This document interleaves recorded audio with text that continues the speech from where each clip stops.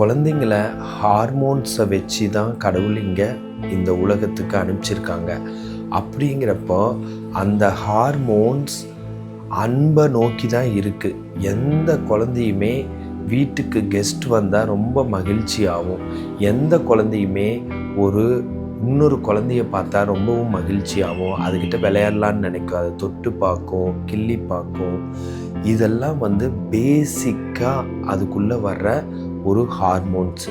அந்த ஹார்மோன்ஸை நம்ம தடுத்தோம்னா நம்ம கடவுளுக்கு எதிராக செயல்பட போகிறோம்னு அர்த்தம்.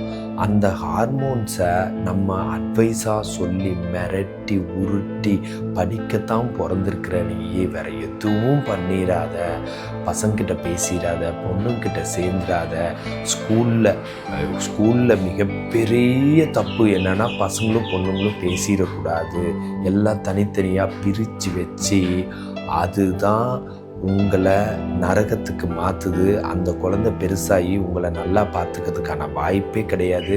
அந்த அன்பை ஃப்ளோகாக விட்டுருந்தீங்கன்னா அந்த குழந்தை உலகத்தில் ஒரு சிறந்த மனிதனாக உங்களையும் சமுதாயத்தையும் பார்த்துக்கும்.